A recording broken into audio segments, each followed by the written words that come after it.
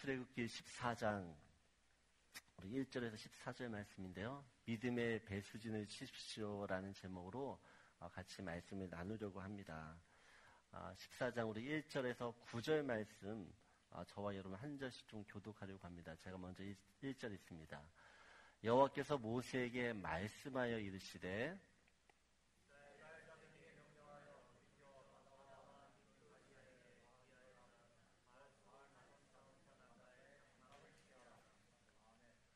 바로가 이스라엘 자손에 대하여 말하기를 그들이 그 땅에서 멀리 떠나 광야에 갇힌 바 되었다 하리라.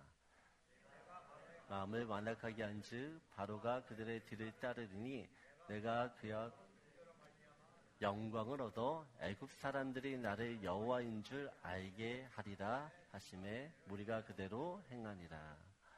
그 백성이 도망한 사실이 애굽 왕에게 알려짐에 바로와 그의 신하들이 그 백성에 대하여 마음이 변하 이르되 우리가 어찌 이같이 하여 이스라엘을 우리를 섬김에서 놓아 보내었는가 하고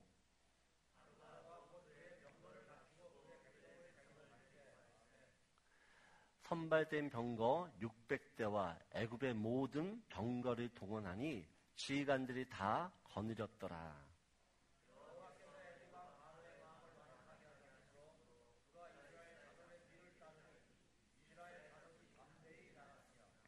우리 9절 함께 있습니다. 애굽 사람들과 바로의 말들, 병거들과 그 마병과 그 군대가 그들의 뒤를 따라 바알스본 맞은편 비아히롯 곁 해변 그들이 장막 친 데에 미치니라. 아멘. 오늘은 믿음의 배수진을 치십시오라는 제목으로 같이 말씀을 은혜를 나누려고 합니다. 이스라엘이 애굽을 나올 때에 우왕좌왕하면서 나온 게 아닙니다. 탈출한 게 아니에요. 18절을 보게 되어지면 우리 13장 18절을 보면 이렇게 얘기합니다. 그러므로 하나님이 홍해의 광야길로 돌려 백성을 인도하심에 이스라엘 자손이 애굽 땅에서 대열을 지어 나올 때라고 합니다. 대열을 지어서 우왕좌왕하면서 우르르르 이렇게 몰려오는 것이 아니라 마치 군대가 행진하듯이 대열을 맞추어서 일사불란하게 나왔습니다. 그런 이스라엘을 12장 41절에 이렇게 이야기합니다. 같이 읽겠습니다. 430년이 끝나는 그날에 여호와의 군대가 다 애굽 땅에서 나왔은즉 보면 하나님께서 이스라엘 탈출하는 애굽에서 탈출하는 그 이스라엘 백성을 무엇으로 보았다고요? 여호와의 군대라고 이야기합니다. 그리고 하나님은 이스라엘을 처음부터 여호와의 군대로 보았습니다. 하나님의 군대로 보았다는 것은 앞으로 그들을 하나님의 정의 부대로 만드시겠다라는 그분의 작정과 그분의 의지와 그분의 각오가 서려 있는 것입니다. 여러분, 약속의 땅 가나안 땅은 하나님의 군대가 들어가는 곳입니다. 그래서 하나님은 이스라엘이 출애굽하자마자 그들을 하나님의 군대로 만들기 위한 실전적인 훈련에 돌입하십니다. 그들이 싫든 좋든 상관없이 이제 그들은 하나님의 군대가 되어야 되는 역사적인 사명을 띤 존재로 변화되었습니다. 마찬가지로 성도가 예수를 믿으면 본 어게인, 다시 태어났다, 거듭났다라고 이야기합니다. 영적으로 다시 태어난 겁니다. 구원이 시작된 겁니다. 구원이 아직 완성된 게 아닙니다. 그래서 사도 바울이 빌립보서 2장 12절에 이렇게 이야기를 하죠. 같이 읽겠습니다. 그러므로 나의 사랑하는 자들아 너희가 나 있을 때뿐 아니라 더욱 지금 나 없을 때에도 항상 복종하여 두렵고 떨림으로 너희 구원을 이루라라고 이야기합니다. 예수 안에서 태어났기 때문에 이제 예수 안에서 성장하고 성숙하는 것이 자연스러운 현상이고 이치입니다. 여러분, 갓난 아기가 누리는 세상과 또한 어린이 누리는 세상이 다릅니다. 차이가 있습니다. 에베소서 4장 13절을 보면 우리 같이 있습니다. 우리가 다 하나님의 아들을 믿는 것과 아는 일에 하나가 되어 온전한 사람을 이루어 그리스도의 장성한 분량이 충만한 데까지 이르리니라고 이야기합니다. 여러분, 하나님은 모든 성도가 어떻게 해요? 그리스도의 장성한 분량에 충만한 데까지 자라기를 원하십니다. 그냥 지켜보시지 않습니다. 우리를 그 자리까지 갈 수 있도록 어떻게 해요? 우리를 이끄십니다. 내가 싫어도, 내가 구원받은 이상 하나님은 여러분을 온전한 사람으로 만드실 겁니다. 그것을 위해 그분은 오늘도 쉬지 않으십니다. 이 말을 바꾸어 이야기하면 하나님은 여러분을 가만두시지 않는다는 말씀입니다.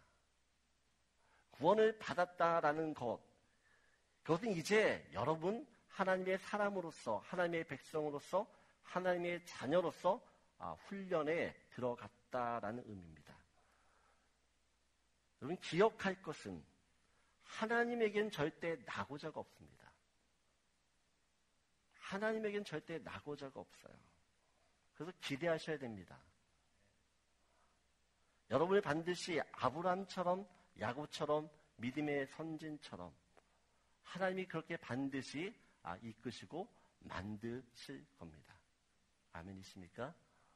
옆에 있는 분들과 이렇게 인사를 하시죠. 믿음의 조상을 몰라뵈서 죄송합니다. 여러분, 다 우리가 그런 자리에 가야 되는 사람들이에요.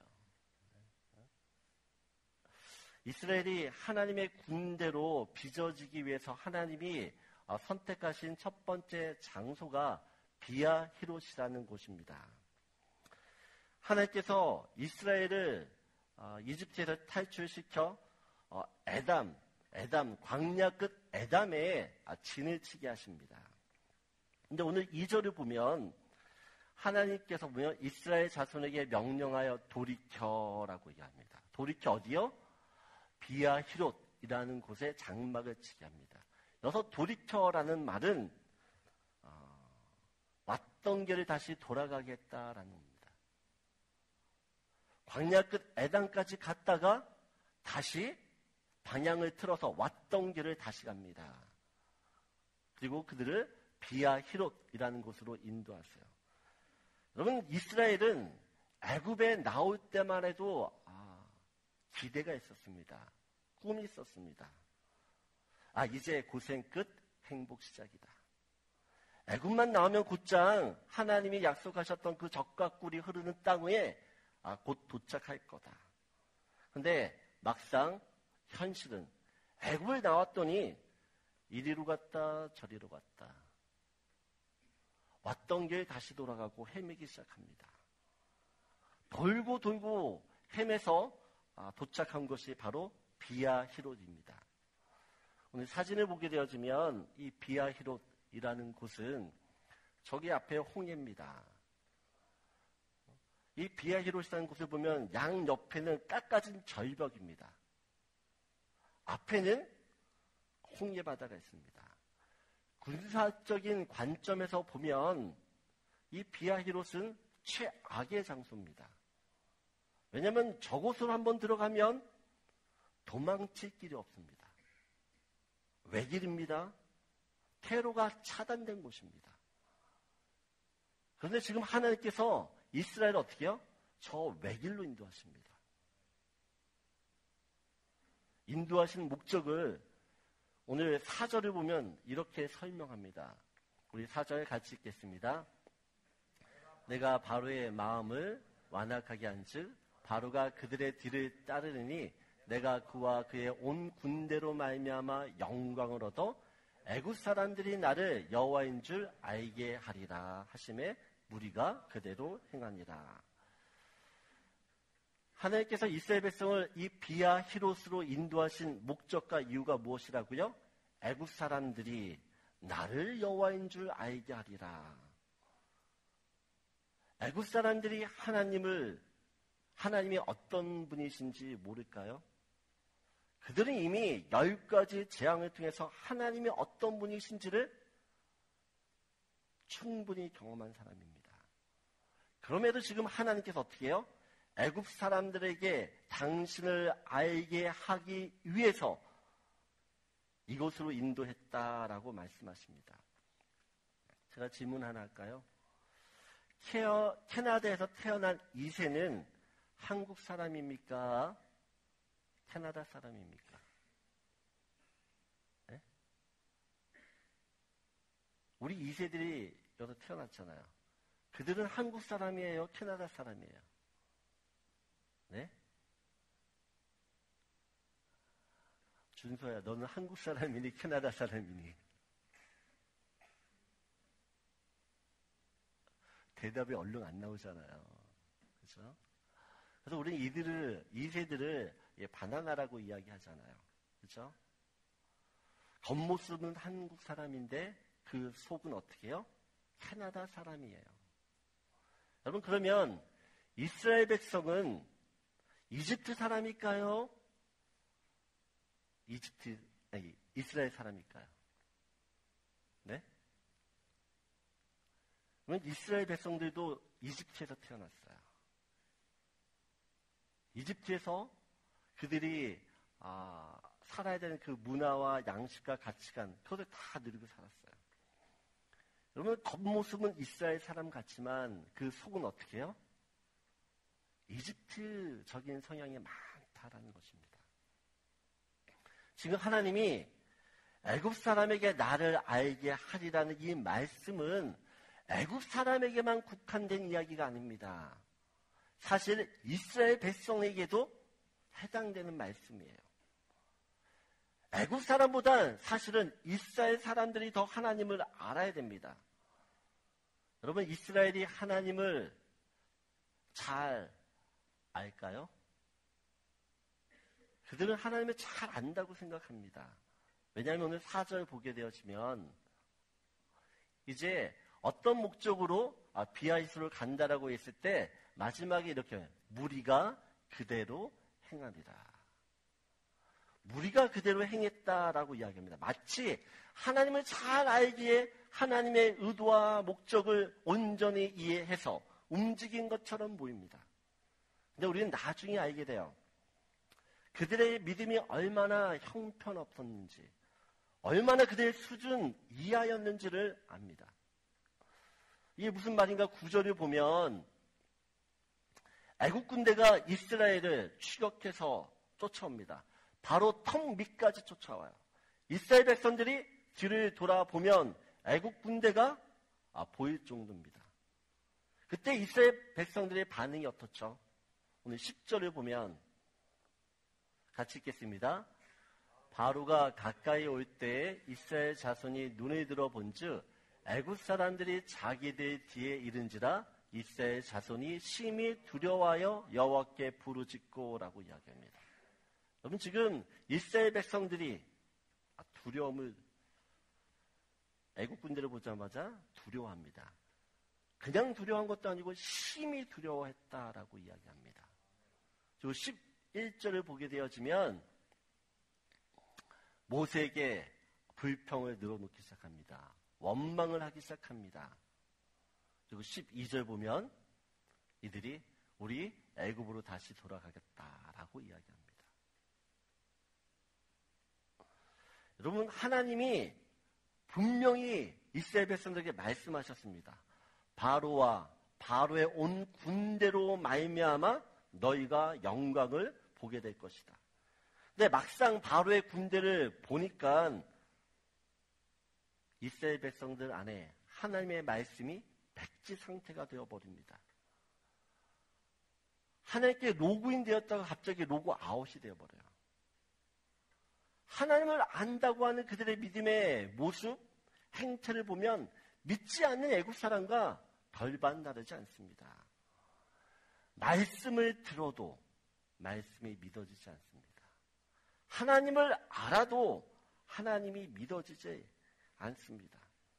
여러분, 그렇다고 지금 이스라엘이 구원받지 못한 것입니까? 구원받았습니다.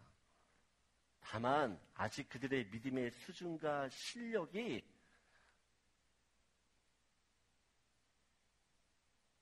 하나님이 원하시는 거기까지 이르지 못했기 때문에 그래요.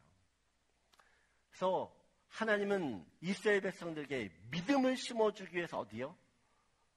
이 비아히롯으로 인도하십니다. 그곳에 가야지만 하나님을 믿을 수 있는 믿음을 갖게 됩니다. 여러분, 이스라엘이 하나님을 모르는 것이 아닙니다. 하나님을 압니다. 그런데 그들이 안다고 하는 수준이 어떤 수준이냐는 것이에요. 하나님의 말씀을 믿지 못하는 알매 수준입니다. 하나님을 아는 만큼 하나님의 말씀이 믿어집니다. 하나님의 말씀이 믿어지기에 그 말씀에 순종하며 살 수 있는 겁니다. 아는 만큼 믿고 믿는 만큼 순종합니다. 여러분, 우리가 하나님께 순종하지 못하는 이유는 내가 하나님을 알지 못하고 하나님을 믿지 못하기에 그렇습니다. 늘 언제나 그만큼만 하는 것이에요. 그만큼. 여러분, 하나님은 이스라엘의 믿음의 수준과 실력이 어느 정도인지를 잘 알아요. 마찬가지로 우리의 믿음의 수준도 그분은 잘 아십니다. 그래서 그분은 우리의 믿음을 위해서 하나님은 당신 자신을 우리에게 보여주기 위해서 비아히롯으로 인도하십니다. 그 비아히롯으로 가서 내가 누구인지 하나님이 어떤 분이신지를 그들에게 보여주는 것이에요. 여러분, 세상에서 볼 때 비아히롯은 위험한 곳입니다. 위태롭고 불안한 곳입니다. 그러나 하나님 위해서 그곳은 하나님은 당신 자신을 가장 잘 보여줄 수 있는, 가장 잘 알려줄 수 있는 최고의 장소, 최적의 장소가 됩니다. 여러분의 인생이 위기 가운데 놓여 있습니까? 위태롭습니까? 그렇다면 여러분 기대하십시오. 하나님이 우리에게 그분을 보여주실 시간입니다. 하나님의 쇼타임이 이제 시작되는 것이에요. 여러분, 내 인생 가운데 하나님의 비아히롯으로 인도하실 때 기대하셔야 됩니다. 어떤 일을 행하실지를. 그래서 첫 번째 여러분과 같이 나누고 싶은 말씀이에요. 같이 읽겠습니다. 하나님은 오늘도 우리의 믿음을 위해서 일하십니다.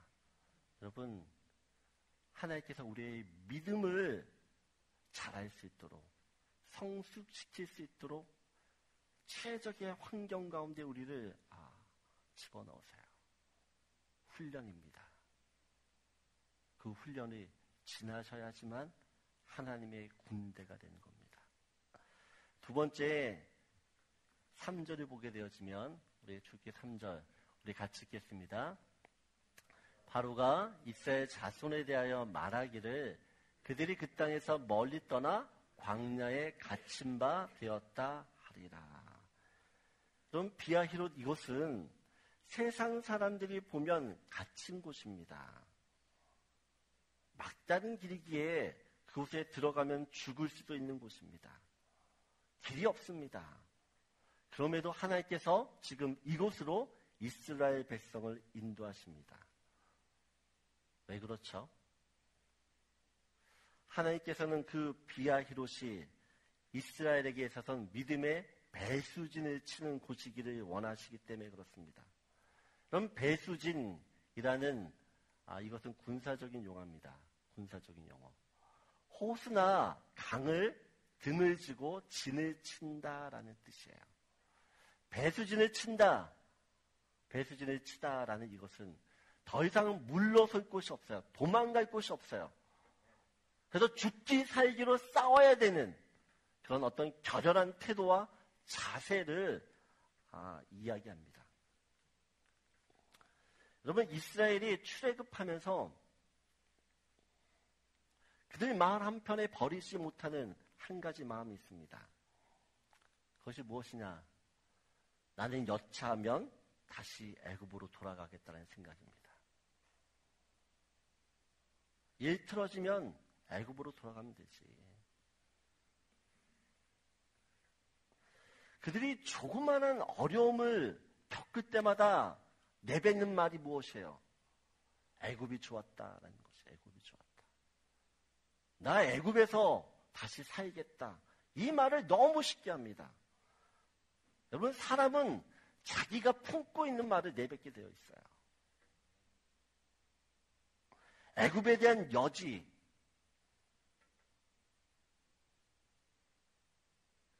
여러분, 이것은 이스라엘의 병적인 문제였습니다. 병적인 문제. 12절을 보세요.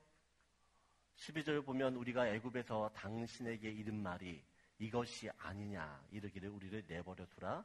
우리가 애굽 사람을 섬길 것이라 하지 아니하더냐. 애굽 사람을 섬기는 것이 광야에서 죽는 것보다 낫겠노라. 여러분, 이스라엘 백성들 안에서는 이 애굽이 늘 그들 마음의 한 구석에 자리 잡고 있었습니다. 몸은 출애굽했지만 여전히 그들의 마음은 애굽에 있습니다.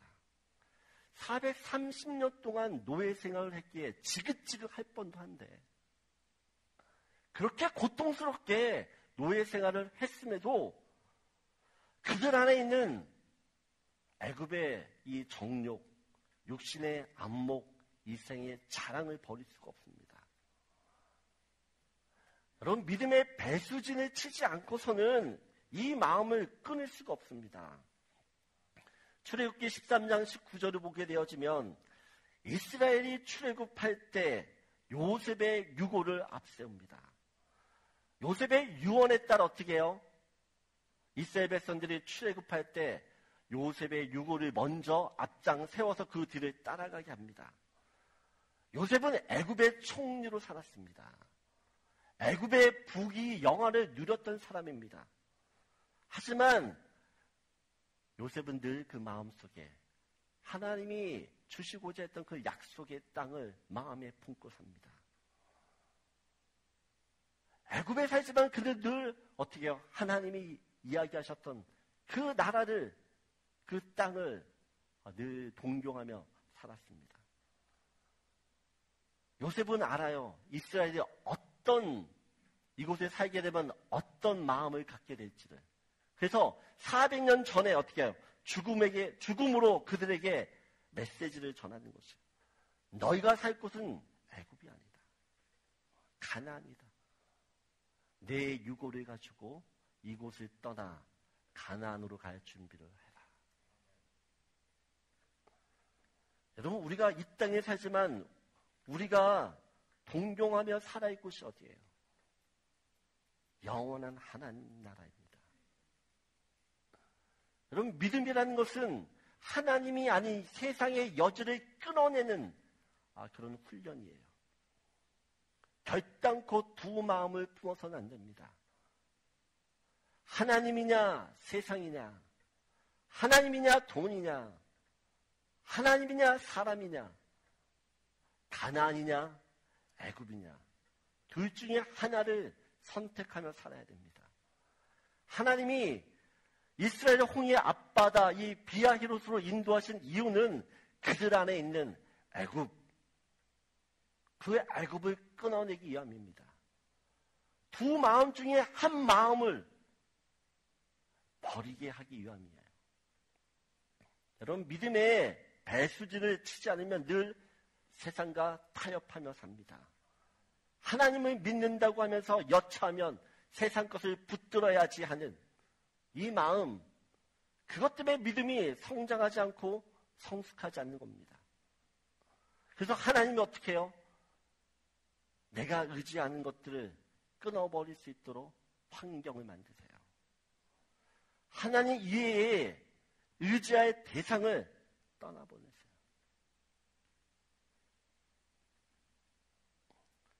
삶에서 믿음의 배수진을 치십시오. 하나님이 아니면 안 된다라는 그 믿음의 각오와 자세를 가지고 여러분 신앙생활 하셔야 됩니다. 여러분 기억하십시오. 이스라엘은 애굽으로 돌아가고 싶다고 해서 돌아갈 수 있는 사람들이 아닙니다. 애굽에서 살 수 없는데 늘 애굽을 생각하고 있으니 그들의 마음이 얼마나 괴로운 것이에요. 여러분, 우리도 그럴 수 있습니다. 이스라엘이 비아히롯에서 배수진을 칠 때 그들은 살아계신 하나님을 만나게 됩니다. 전능하신 하나님의 능력을 보게 됩니다. 그리고 하나님이 어떤 분이신지를 체험하게 됩니다. 여러분, 이번 한 주간 여러분의 삶 속에서 하나님을 등지고 믿음의 배수진을 칩시오. 여러분 뒤에 하나님이 있다라는 그 믿음을 가지고 어떻게 해요? 내게 있는 그 모든 믿음의 싸움들을 싸워 이기셔야 되는 줄 믿습니다. 내가 싸우는 것 같지만 하나님이 도우시고 하나님이 싸우십니다. 내가 믿음의 배수진을 치면 그 전쟁은 하나님이 치르시고 우리에게 승리라는 값진 은혜를 주시게 되는 줄 믿습니다. 두 번째 같이 나누고 싶은 말씀입니다. 같이 읽겠습니다. 하나님이 일하시도록 믿음의 배수진을 치십시오. 여러분, 하나님 이해의 그것을 버려야 됩니다. 그게 믿음의 배수진이에요. 마지막으로 같이 나누고 싶은 말씀은 10절입니다. 우리 10절 말씀 같이 읽겠습니다. 바로가 가까이 올 때에 이스라엘 자손이 눈을 들어본즉 애굽 사람들이 자기들 뒤에 이른지라 이스라엘 자손이 심히 두려워하여 여호와께 부르짖고. 여러분, 지금 이스라엘이 바로의 군대를 보고 무서워합니다. 왜 무서워하죠?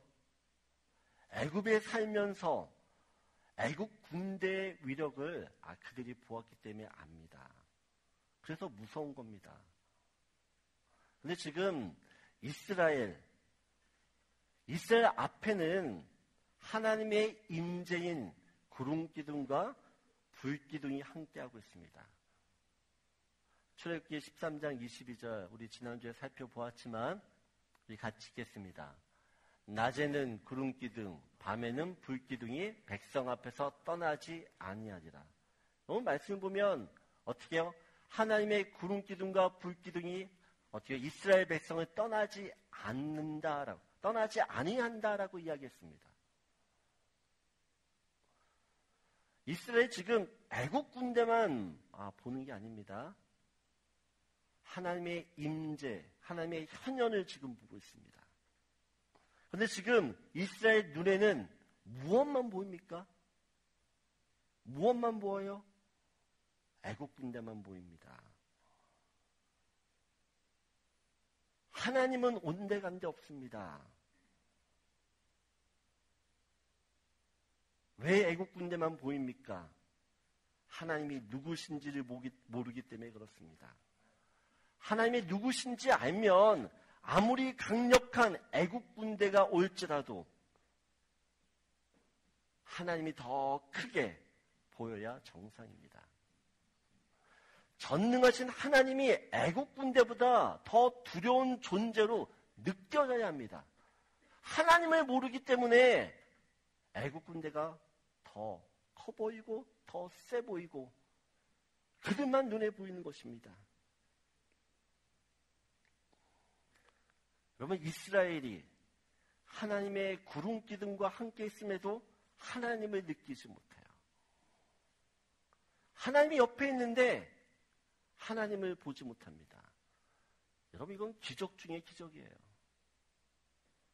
너무 씁쓸한 기적이죠. 씁쓸한 기적. 그런데 그것이 이스라엘의 믿음의 현 주소, 현실이라는 사실입니다. 이것이 이스라엘의 문제만이겠어요? 우리도 똑같습니다. 우리도. 예수님이 여러분과 함께 하십니다. 정말 함께 하십니까? 여러분, 이걸 믿어요. 근데 인생의 문제와 어려움이 오면 예수님은 어디 계세요?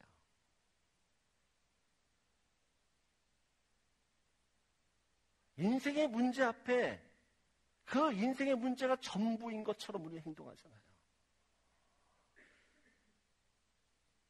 어떤 문제보다 하나님보다 크지 않습니다.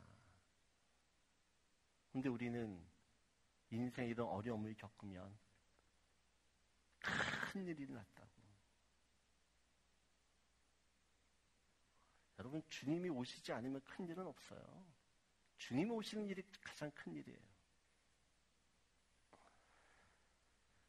여러분, 이스라엘이 애굽에서 10가지 재앙을 직접 눈으로 보았습니다. 하나님이 어떤 능력을 가지고 계신 분인지 압니다.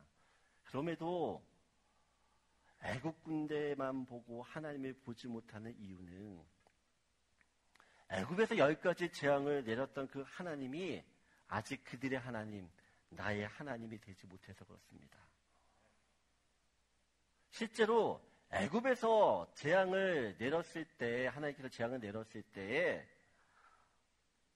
애굽 사람에게는 큰 피해를 주었지만 이스라엘 백성은 큰 피해가 없었습니다. 직접적인 영향이 없었어요. 애굽 사람은 하나님께서 재앙을 내리실 때마다 죽느냐 사느냐 심각하게 받아들였지만 이스라엘은 어떻게 해요? 그 재앙을 보면서 강 건너 불구경할 뿐 이렇게 쳐다만 봤어요. 그러다 보니 10가지 재앙을 베푸신 그 하나님이 이스라엘이 하나님이 되기에는 아직 거리감이 있는 겁니다. 하나님이 비아히롯으로 이스라엘 백성을 인도하신 이유가 여기에 있습니다. 비아히롯은 이스라엘 백성의 입장에서 보면 죽느냐 사느냐 그 기로에 서 있는 길입니다. 그냥 애굽 땅에서처럼 불구경하듯이 하나님을 편하게 바라볼 수 있는 상황이 아닙니다. 그곳은 하나님을 부르짖어야 하는 곳입니다. 여러분, 이스라엘 백성이 애굽에 있을 때도 또한 애굽에 나올 때도 하나님께 함께 한 목소리로 하나님께 부르짖었다는 이야기가 없습니다. 근데 비아히롯에서 어떻게 해요? 그들이 하나님께 부르짖기 시작합니다. 그것은 하나님을 전적으로 의지해야 되는 곳입니다. 하나님의 구원만을 기다려야 되는 곳입니다. 이 비아히롯에서 하나님께서 이스라엘 백성에게 가르치고 싶은 한 가지 교훈이 있습니다. 그건 바로 구원은 오직 하나님께만 있다는 사실입니다. 애굽으로 돌아가는 것이 문제의 해결이 아닙니다. 능사가 아닙니다. 하나님이 이스라엘 백성에게 외길, 막다른 길, 이곳으로 인도하신 이유는 단 하나예요. 하나님이 너희의 유일한 구원이시다. 그래서 출애굽기 14장 13절을 보면 같이 읽겠습니다. 모세가 백성에게 이르되 너희는 두려워하지 말고 가만히 서서 여호와께서 오늘 너희를 위하여 행하시는 구원을 보라. 너희가 오늘 본 애굽 사람을 영원히 다시 보지 아니하리라.